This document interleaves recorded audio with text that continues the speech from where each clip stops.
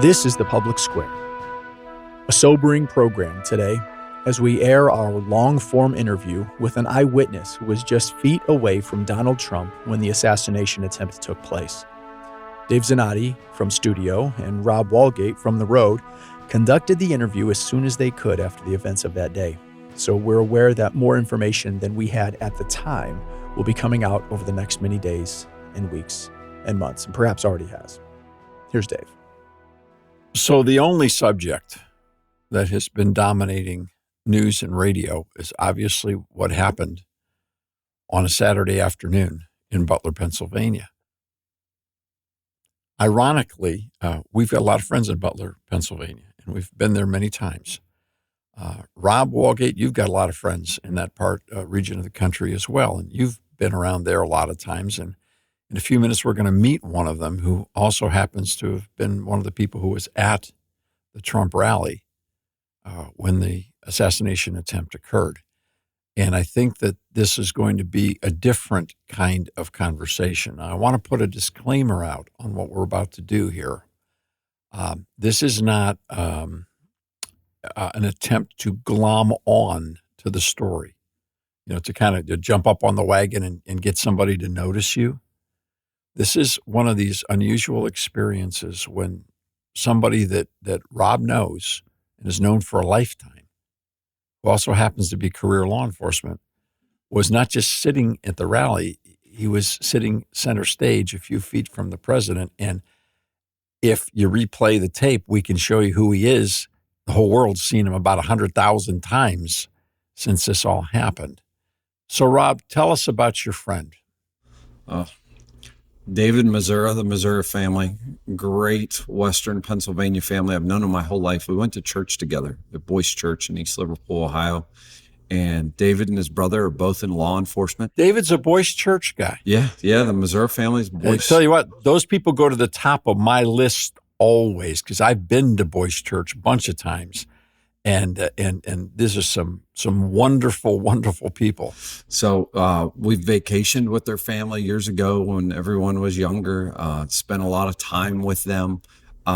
Just like I said, him and his brother in law enforcement, always looking to do the right thing. Dave's a combat veteran. Just a great family.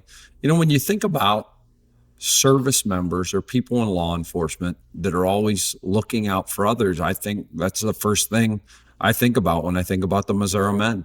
That's how they grew up, and that's what they believe to this day. And I think the folks that saw the guy in the red tank top and the bucket hat that had his head on a swivel, covering people, looking around the day that happened in Butler County, they can get a picture of exactly who they are as a family. So we wanted to go back to the day, and now I believe that if everyone simply closes their eyes and hits the play button, you'll think of the loop that we've all seen about 10,000 times of what happened in Butler, Pennsylvania. You're about to hear a few facts that came as quite a surprise to me because they came through the eyes of someone who is a trained professional, career professional, and had eyes that would see. And this is not an attempt to make the event more morbid. But I think that one of the dangers that we have is when we've seen something vicariously over and over and over again, it becomes like a stage play or a movie. It loses the sense that there were real humans there, real people with their feet on the ground. And it may actually help us in our character development to process through this, to be able to hear. We've seen this now from a camera eye view. Think about it. Everything we've seen has been from behind the camera. David and his family are in front of the camera. Now, that also means they're in front of the shooter because they were seated very, very close to the president.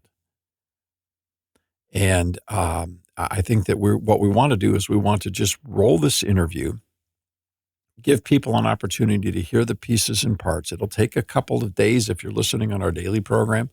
We're going to do some of this footage on 1850 as well, 1850 Main Street, and we'll put some of this material there. And let me tell you where the bottom line on all of this is. We are not if you're looking for a conclusion on the conspiracy, we won't have that conversation in great detail, because I think seeing this from a different angle might help some of that conversation, and it might create more space for people to spend more time thinking before they move to judging. But one thing we do want to talk about, and we'll get to it toward the end of this program, is the GoFundMe accounts that are existing for people who were injured at this event. The tragic loss of life of a wonderful dad and a firefighter who laid his life down to save his family. The other folks who came there as a part of their citizenship, their conscience, their responsibility, expressing what they believe in life, who lost their lives that day. And then we want to take a minute also when this is done, we want to talk about providence, because there's been a lot of conversation about that. But before we get to those kinds of conversations, let's listen to this testimony from someone who was on front of the camera and in front of the shooter on that fateful Saturday in July. Well, on Saturday, when news broke of what happened at the Trump rally in Butler, PA, I was out of town with family friends, and I got a text from Melanie Elzig, and we immediately turned the news on. And when we turned the news on, I was with friends that said, "Hey, look at the guy in the red tank top and the bucket hat a couple rows behind the president." And I looked, and I knew immediately. I said, we all said, he said, "You know who that is?" I said, "Yeah, that's David Mosura." And I was like, wow. And immediately Germ, our family friend, started texting with David. They were texting back and forth what happened.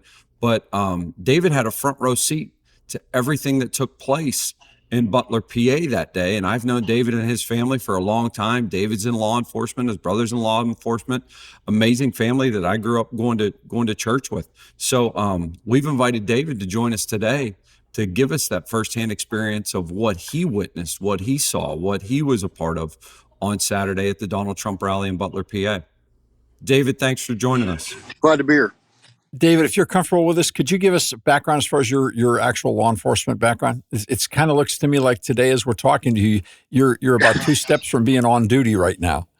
Yeah, that's very accurate. So I've been a policeman since I was 20 years old, actually. So I'm 43 now, so it's been 24 years. I grew up in Beaver County, right across from the Ohio border. I've been doing it really the only real job I've ever had in my life. So kind of, hopefully it's to the point now where it's winding down and getting to the end of it. I've done this. I was on a SWAT team for 8 years. I'm a detective now and just winding it down, trying to get to the end. You're in very good company here, and actually with just meeting you, you're instantly respected and appreciated. Your family also has background with the state police in Pennsylvania, I understand. Yeah, they do. Yeah, and my family does as well. I have a cousin who retired out at the major level with the state police. Okay. And he taught us to love that community of people.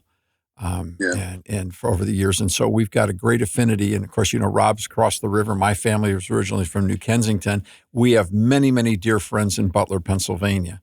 And so like most people who have any idea of Butler County or the city of Butler, this would be the last place on the earth that anyone would have expected the news that rocked all of our worlds. I left a meeting with one of our trustees at 5:00 in the afternoon, and by the time I got halfway home, my phone was exploding. And needless to say, by the time I got to the television set, I saw a lot of that guy in the tank top shirt with the bucket hat. And it seemed like on the video there was 4 major players, and I couldn't help but to think that all 4 of them on the screen, as you watched it left, right, center, that they all 4 had to be law enforcement because they all responded exactly like law enforcement did. Everybody ducked, they stood up. Or everybody ducked, they instantly started looking for what was happening next. You could tell the training and the dedication. And I thought to myself, bucket hat guy's got to be a cop. And that's you. Yeah. Tell me what your day started like that day. I mean, you're on your way as an American citizen, as an honest patriot to go to a political rally. What were you thinking? What was the day? So well, you can see on TV, it was beautiful outside. It was hot, but it was beautiful. I mean, we were all excited. Like it's not everybody in the world doesn't get to meet or catch a glimpse of a president, a sitting president or a former president. It doesn't happen all the time. Or if you do, it's from an extremely far distance. And we knew going into that day that we had very good seats, and it was going to be a great opportunity. So it was me and my sister and her husband and my niece, my brother's daughter, and we were excited. We were having a great time. Even the whole time before, when we first got there, even just waiting in line, it was a great crowd. It was just a very enthusiastic, patriotic, a very uplifting crowd. So you're having a wonderful patriotic day, and the president's about 6 minutes into the speech. Could you see the slides, by the way, from where you were sitting? Yeah, we could see them real well. I've always wondered how people get those seats at any political rally. I mean, those are like who gets picked to sit behind the candidate? Well, number one, get there early. No matter what, because nothing's guaranteed when you go to these things. This is the second time, well, it's actually the third time I've seen him. I met him one time, but nothing's ever guaranteed. Like it's never guaranteed you're going to sit anywhere. It's basically, we'll do our best to get you somewhere. And so we had to get there pretty early. We sat there for probably 5 hours before he came out. Wow. And if you look in the video, I'm red from the sun. But yeah, so you still have to get there early. If you showed up right at the time it started, you weren't getting nothing. Combat veteran David Mosura talking about his time at the Trump rally in Butler, PA. We'll be back with more of his eyewitness account when we come back.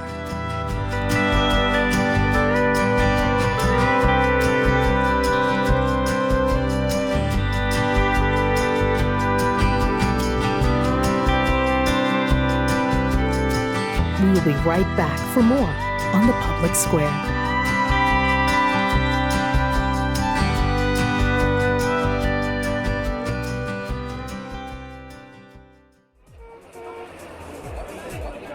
Spreading the light of liberty across the land.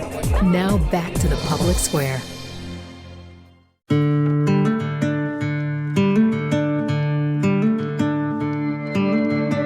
Back with more of our interview with a law enforcement eyewitness to the recent events in Butler, PA. So you got in, you got great seats.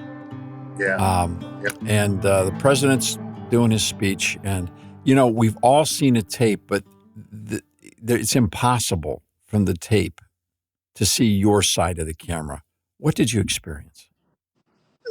So when he come out, like it was exciting. It was still exciting for me for seeing, and like I said, I've seen him before, and it's surreal almost. You see former, hopefully soon to be president, come out, and that's just a lot of people don't get to experience that. And you just kind of take that all in. And he started talking, and it was probably 5, maybe 10 minutes into it.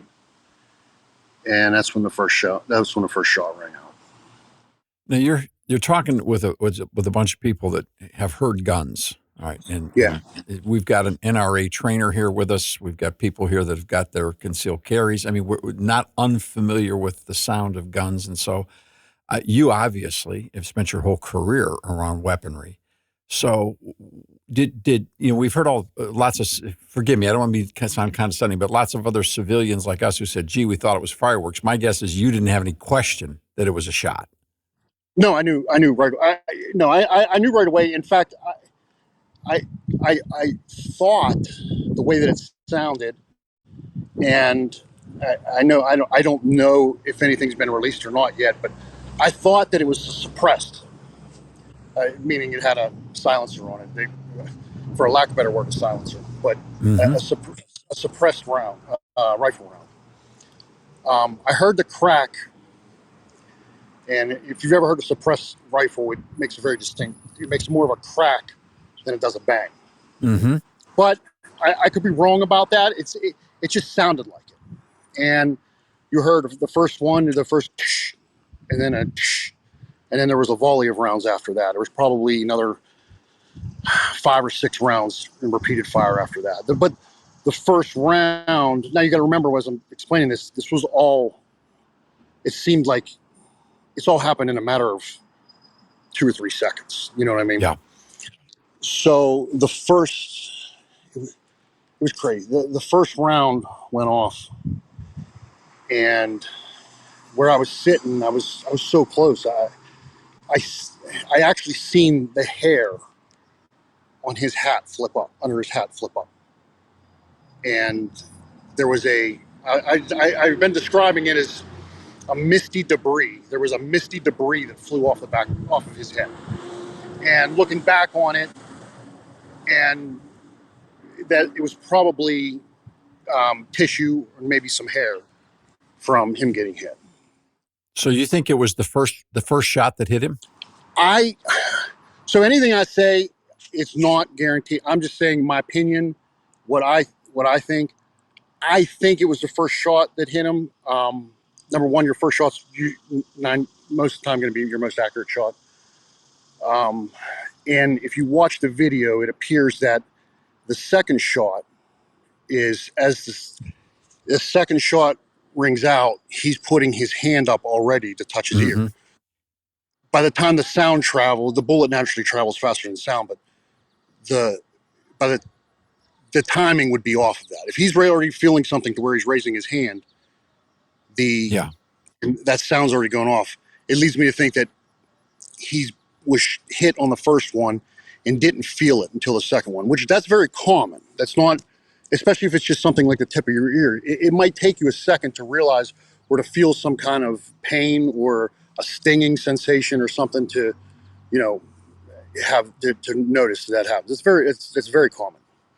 Now, I in light of the other injuries, which one was mortal and 2 are extremely serious, we recognize that getting hit in the ear is a minimal situation. I understand all that, but that also would have had to hurt like crazy when it finally settled. Because you look at the pictures, like his ear got half torn off. Yeah. Please don't misjudge anything I'm saying.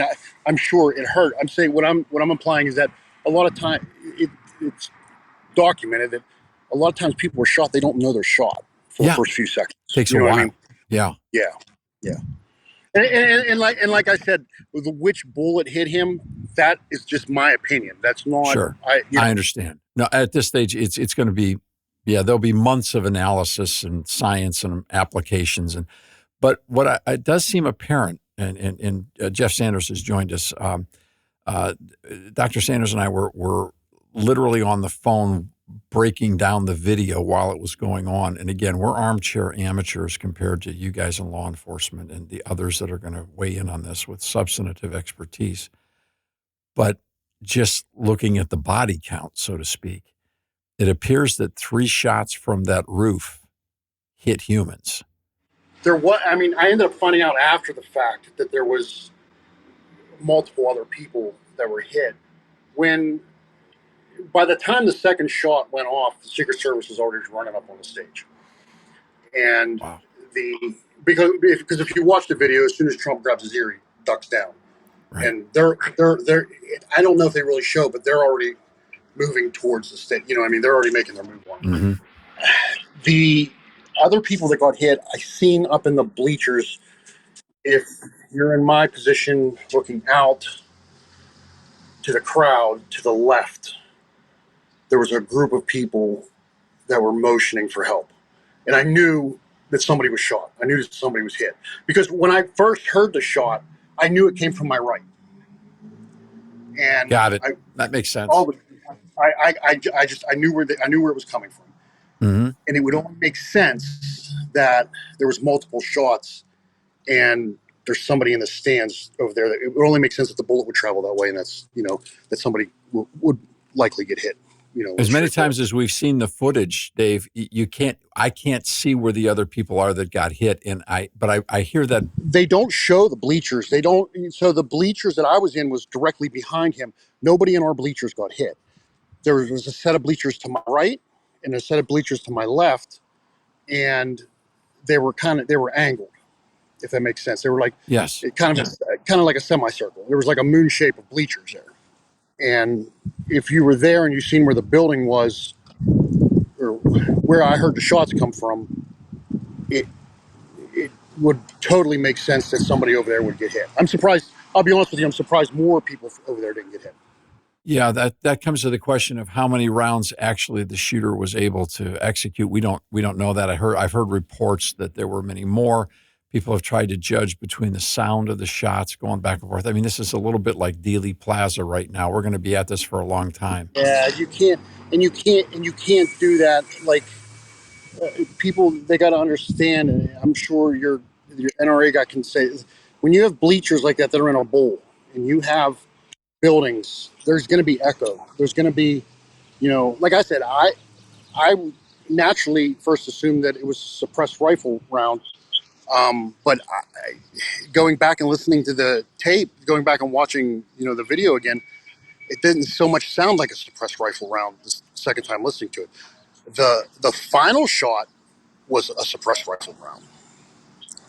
There's not a doubt in my mind that the final gunshot you hear, that was a suppressed rifle. And that would have been coming from law enforcement engaging the shooter. You would think. Yeah. Yeah. I mean, Okay. I can't speak. I can't speak to that. I'm just saying. No, I understand. Yeah. That's common sense would tell you. So you were, in essence, you were at an event as a spectator, but you're never not a professional. I mean, that's what comes with the territory as a law enforcement person. A lot of times I'd rather be a spectator, but yeah. Yeah. Yeah. I guess people are, when you watch a video that many times, you project yourself as what if I was in the seats? What would have it felt like? And I don't want to be morbid over this, but I do want to let the people who were there speak. I mean, I think people are interested in knowing, what did you see? What did it feel like? Was it all just a blur for everybody that was there? You guys clearly had cognizance of what was going on very, very quickly. Was it shock or surprise, or what was it? Yeah, it was. Yeah, I mean, it was shock. It was surprise. Like I said, the first shot, I knew exactly what happened. I knew exactly what it was. There was no not a doubt. It was not a firework. It was not there. I know a firework, and I know a gunshot, and I on top of being a policeman, I'm a combat veteran too. I know a gunshot. That was a gun. That was a rifle round. It wasn't a handgun. It was I could get that specific with it. And so as soon as it happened, as soon as I heard it, my niece was sitting in the caddy corner in front of me, and my sister and my brother-in-law were sitting next to me. And as soon as I heard it, and then, like, you got to imagine, like, in a matter of a split second, I'm hearing this. I see the hair flip up. I see that misty debris. It clicks in my head what's going on. You know what I mean? And that takes a split second, maybe a second. In my mind, it took an hour, but, looking back on it, it was, it wasn't any more than a second. And I reached over to my sister and I said, "Get down." And at that time, the second round goes off. And the kid, his name's Matt. He was sitting next to my niece. When I went to tell her to get down, he had already, shoved her down onto the bleachers. I got to give that kid a lot of credit. He did a lot of good things that day. He was a young kid. He's not a policeman. He's not military. He was very good, very, very savvy. He did a very good job. So he laid on top of my niece. My brother-in-law laid on top of my sister. And in fact, in the picture, you might see that I'm holding him on top of my niece in that picture. And if you look, like, I'm moving my head back and forth, I'm talking to my brother-in-law and him.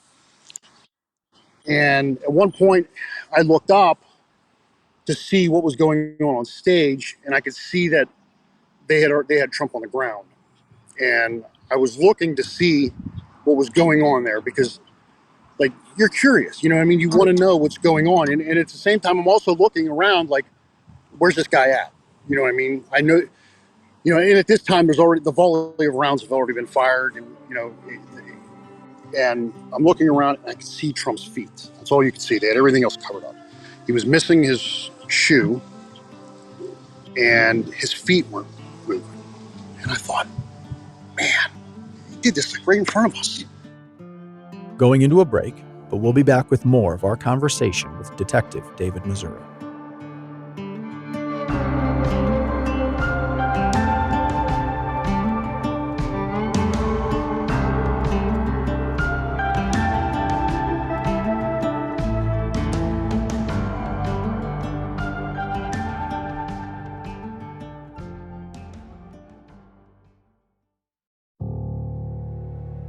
You're listening to The Public Square.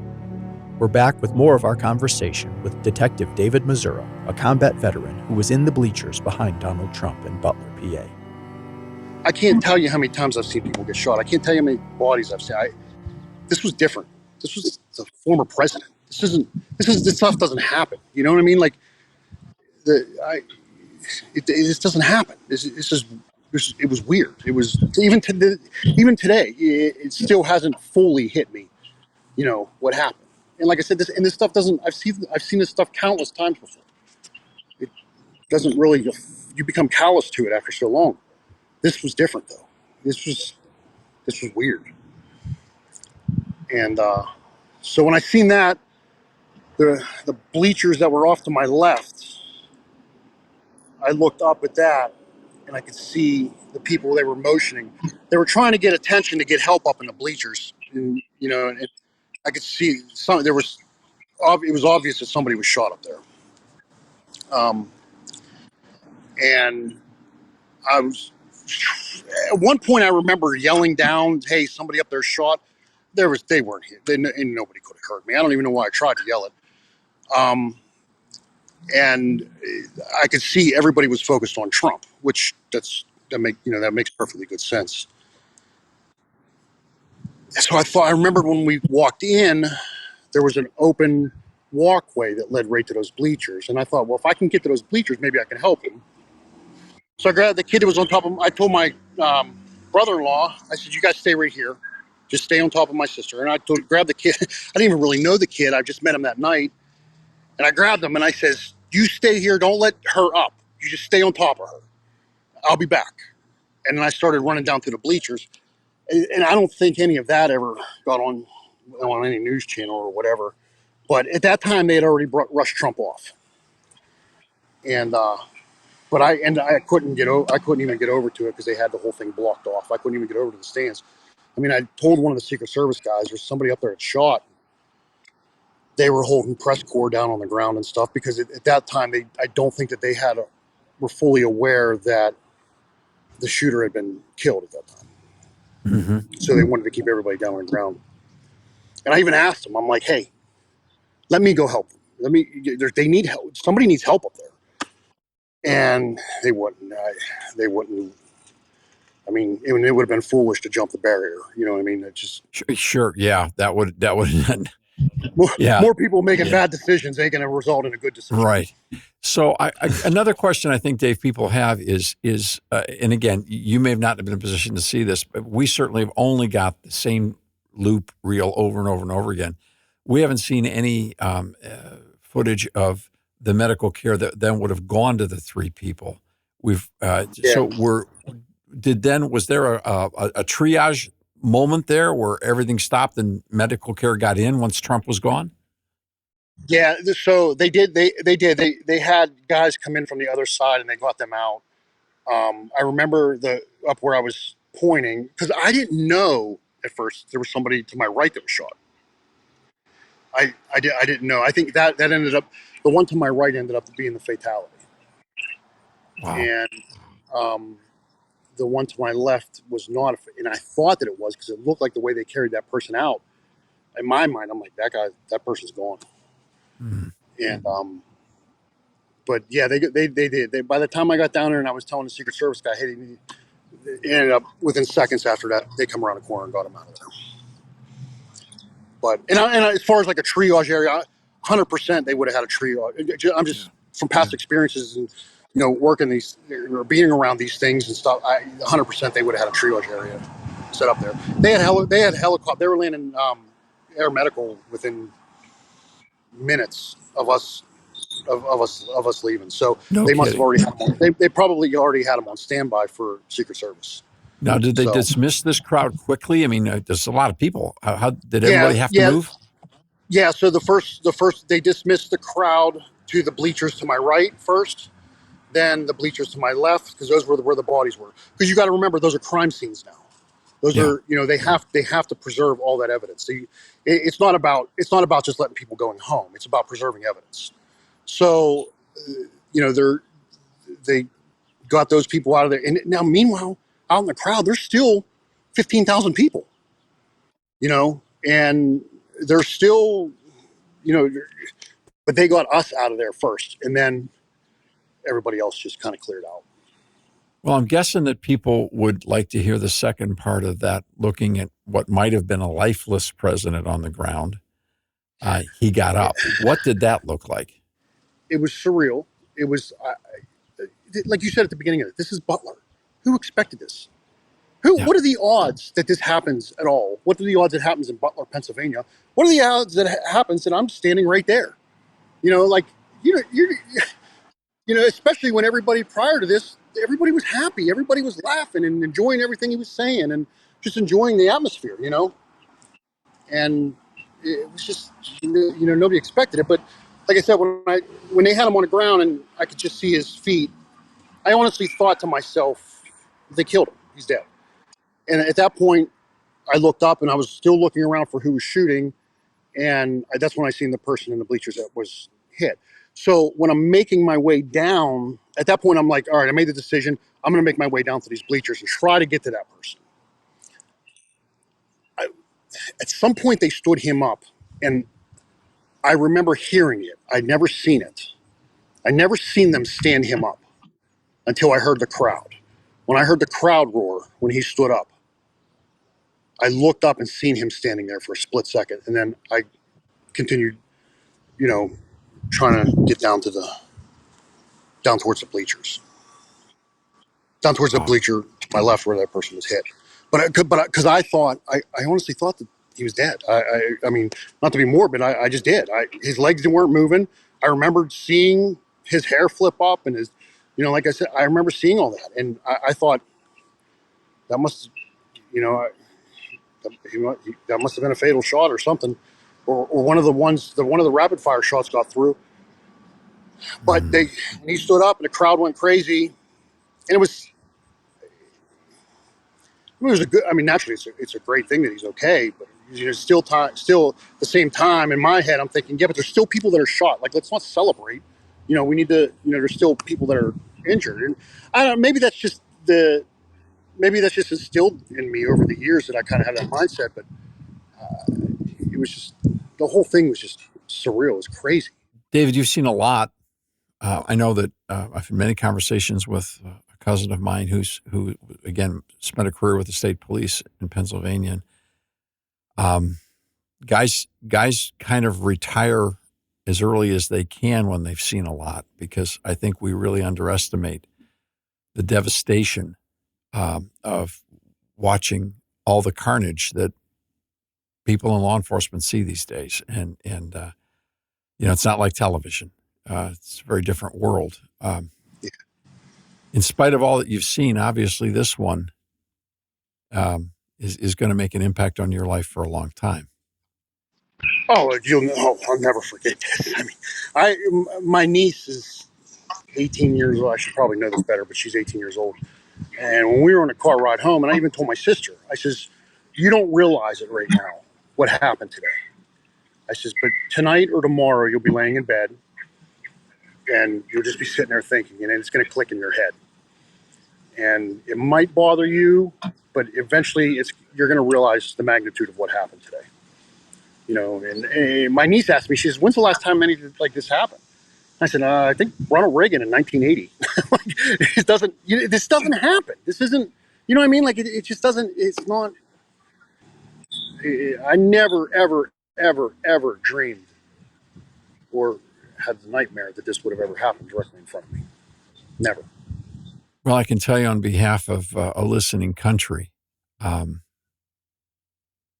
thanks for being a law enforcement leader. Thanks for being the guy that you are. Thank you. Thanks for being a patriot.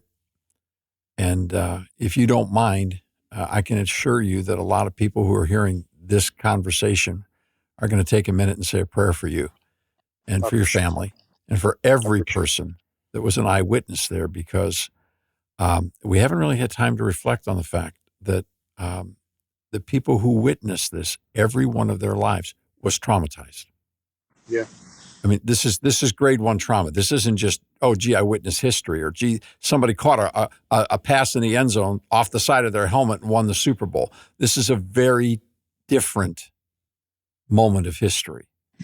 It is, and if you don't, like, I might be the exception to the rule, but there's people, most of the people in the stands, they're either steel mill workers or secretaries, or, you know, they've never seen this stuff. You know what I mean? And it's really going to resonate with them. And, you know, those are the people, like, you worry about those people, you know, because this is really going to have an impact on their life. It's going to have an impact on my life. And, you know,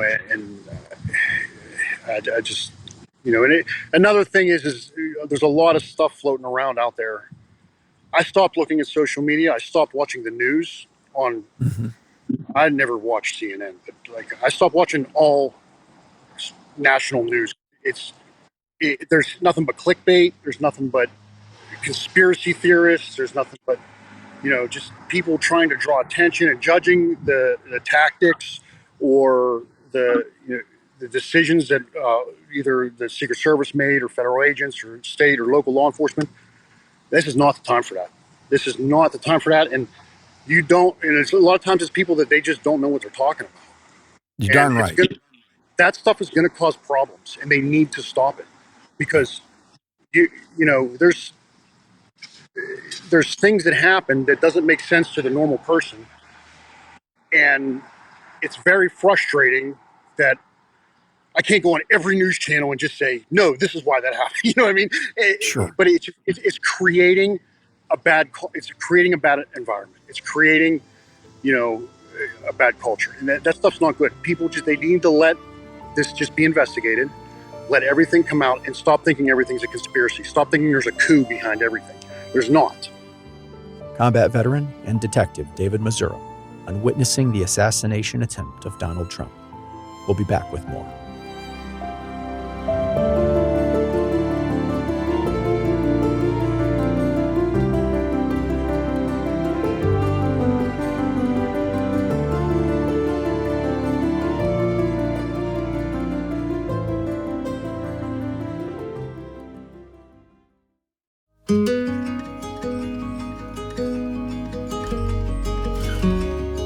Back to our conversation with an eyewitness to the recent tragedy in Butler, Pennsylvania.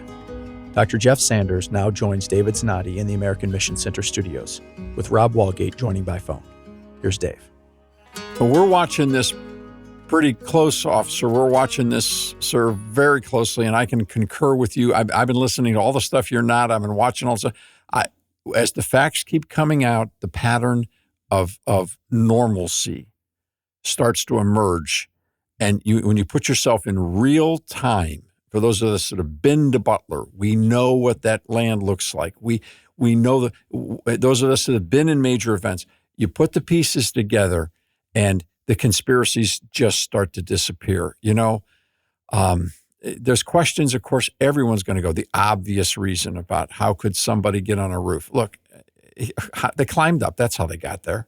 Right. Well, so there's crazier ones out there that I can answer, and I just can't. And I'm like, I can because I know the answer, but I can't speak on it. And sure, I'm like, it gets frustrating. It's like, so they start blaming people and, you know, dragging people's names through the mud or agencies' names through the mud. And it's like, you're wrong. You're wrong from the get-go. No, just the people, absolutely not. You know, the people that know, just they're too respectful to the system to tell you. Well, you know? And if anything, and I know this wasn't a pre-scripted interview, if anything, it's just talking with you, to me, is the balance of wisdom and sincerity. It's just a funny thing. I saw you on the screen and I said, that guy's law enforcement, because of the way that you acted. Now, there were probably a half a dozen people that are, if we now together, we looked at that, we would be able to pick them out, and you see that they're trained responses and how that they operated. That's the nature of what law enforcement is doing. And that must be preserved at all times. And that understanding's got to be there. You guys don't say everything that you could say because you're trained not to. Sometimes you take abuse that is absurd when it's connection with reality. I mean, I'll just give you one example, and maybe you heard this or not because it may be in the realm of hearsay, but it's reached national media now. It's pretty clear that, fortunately, people in the crowd saw this guy on the building, which makes sense because the people in the stands were elevated and he was elevated. Jeff and I, watching within 2 minutes, we said, elevated shooter. It's got to be an elevated shooter. This couldn't have come from the crowd. All right. And so of course they saw him too. Well, as the story now is unfolding, and a few days it'll change, I'm sure, but as it unfolds right now, local police officers got to that building listening to the people who were saying there's somebody up there. Yes. And one policeman got on another cop's back and hauled himself up. Now, that just sounds to me like the cops I know. Yep. All right, we don't have time for a ladder. Get down, jump on my back, let's go. Jumped his way up. Now, pulls himself up over, and the shooter turns around and points the rifle right at him. All right, now the guy's got to duck to not get his head blown off. Getting killed isn't going to help anything. He doesn't have the ability to confront the shooter. He's trying to get on the roof with him. And as he tries to duck, he falls off the guy's back. And within seconds, the shooter takes his shot. Now, how much time did that police officer have to report that? And he's not keyed into the Secret Service special communications.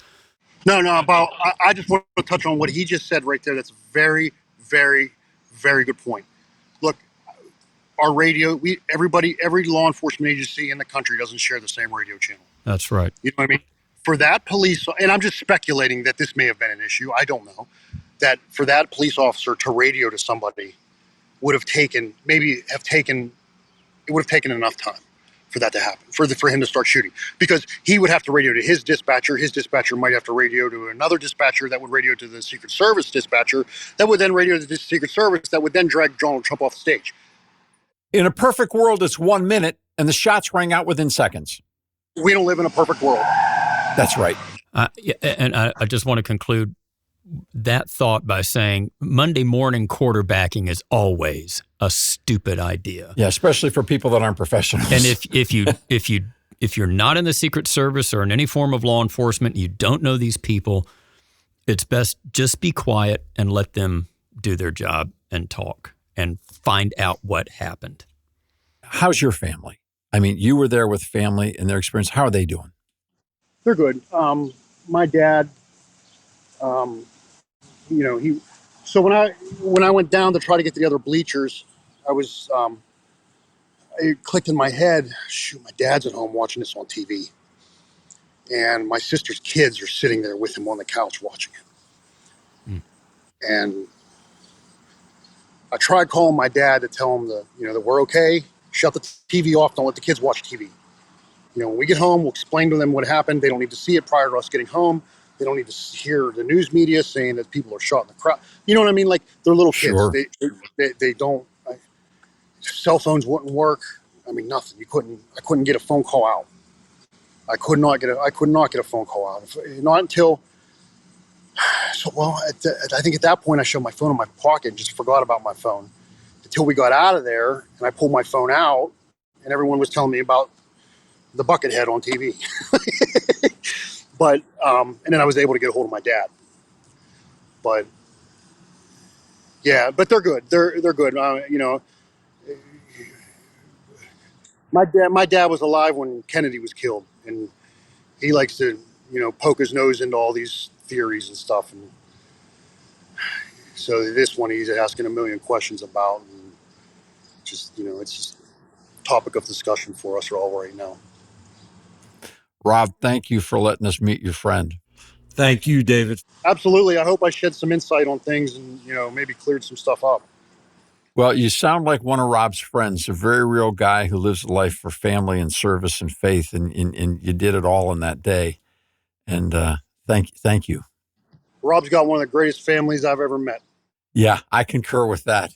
Thanks, And brother. he let us crash into the few days off he gets all year. Oh, yeah. So we crashed into both your lives today. Thank you, guys.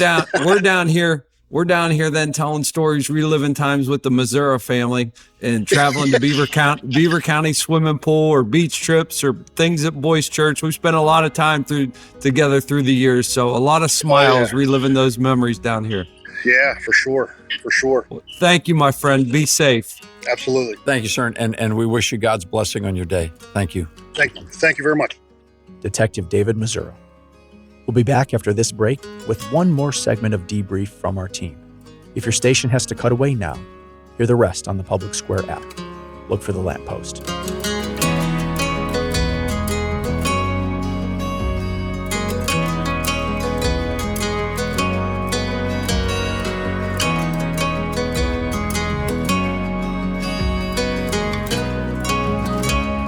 We will be right back for more on the Public Square.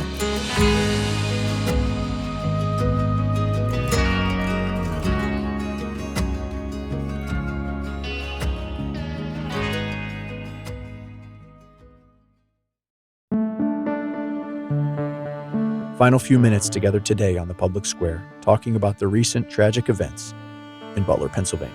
So many lessons to be learned, so many things we want to talk about. Let's try to get them in first order of priority. First is the injured.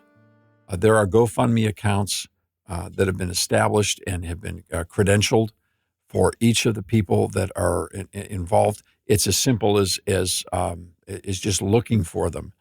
Alan, how can people find those? Sure, we will have links to those GoFundMe accounts and pages in the show notes for this broadcast at thepublicsquare.com as long as they're live. And that's something we can do. That in addition to prayers for all of those folks, and clearly that's vital, important, and necessary, but we can also step up. So that's first and foremost. Let's care for those who need care. Right, and then the next question is taking a few steps back. Now, Jeff, in full disclosure, you have family in law enforcement. We won't go any farther than that.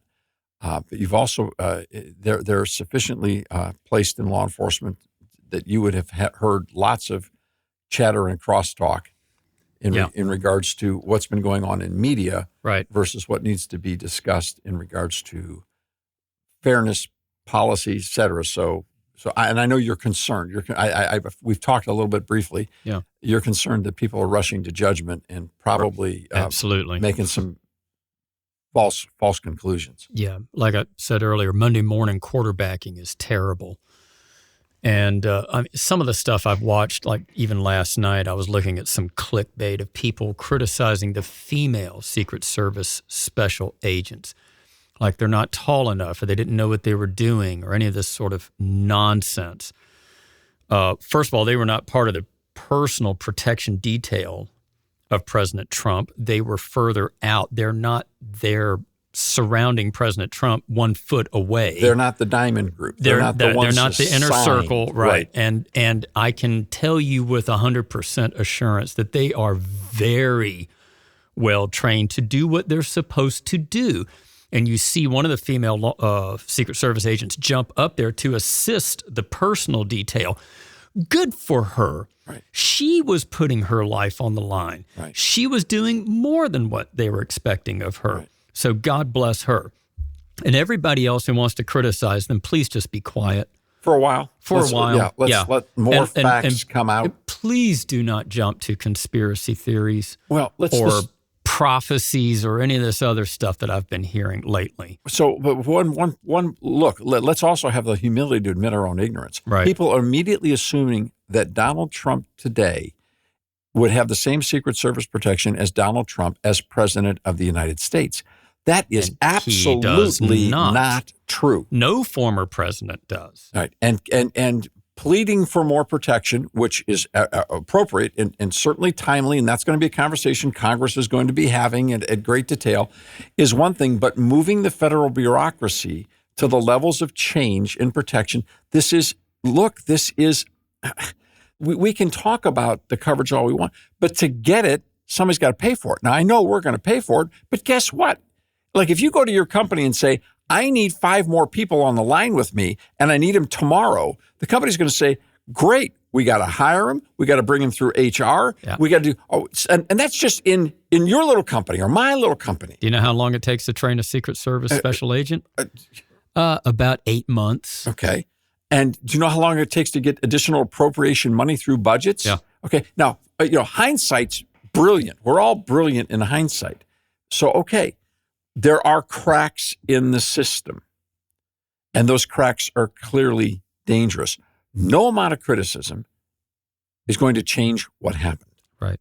And it makes me thankful we live in a country where this is not a common occurrence every week or every month or every year.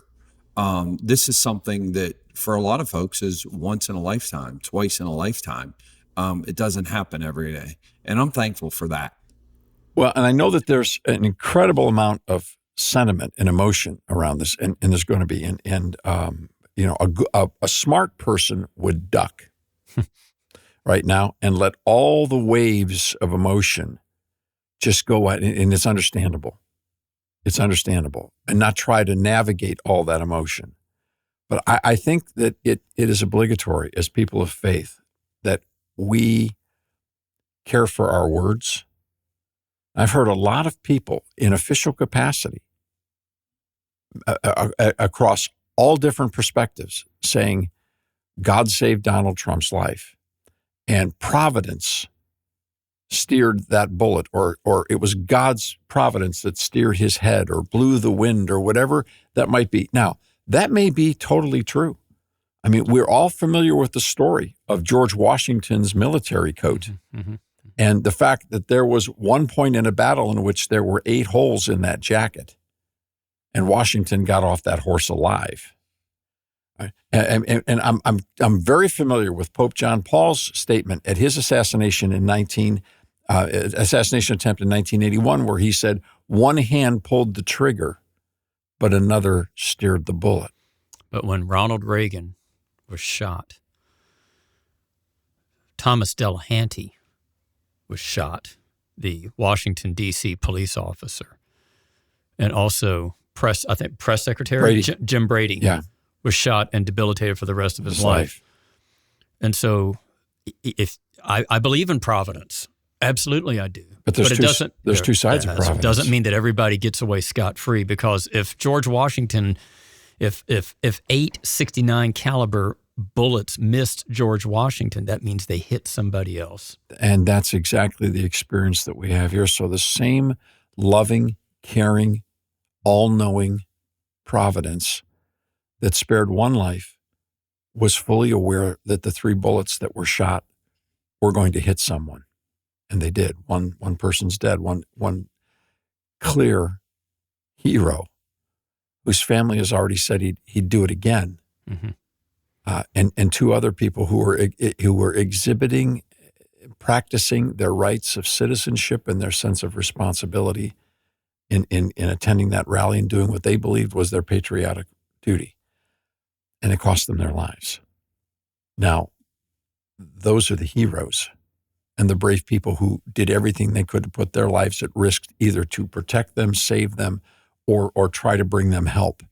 So the providence is a very big conversation, and we don't want to treat it lightly. Washington spoke about providence constantly in his writings. I know that for a fact. Dr. Allen and I have documented those instances in works that are out there. But the subject is bigger than the person who that day was able to walk away. And if in fact there is a profound sense that providence spared President Trump's life, then I hope that all the people around President Trump take time to stop and ask the question, what does God expect of us now? Why were we spared? And what comes with that obligation? So I think we have to put that in perspective as well. So, Rob, I want to thank you again for giving us a chance to meet David. What a I mean, we're just being real careful here. There's so many things that could be said that we don't want to say because it's inappropriate. We want to honor all of legal protocols for law enforcement people, et cetera. But wow, you really gave us an opportunity to meet a fine gentleman. No, thanks to David for taking the time. And I'm encouraged knowing there are many, many more David Mosuras throughout this country that serve and protect us every single day.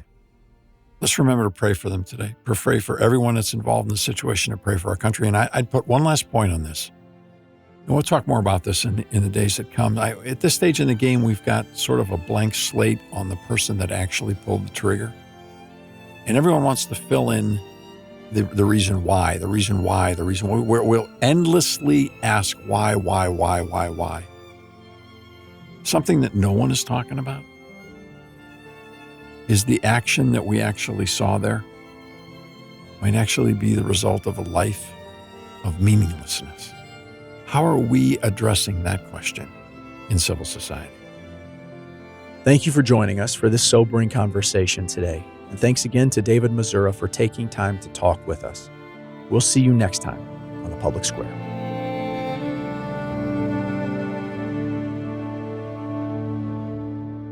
The Public Square is a broadcast service of the American Policy Roundtable.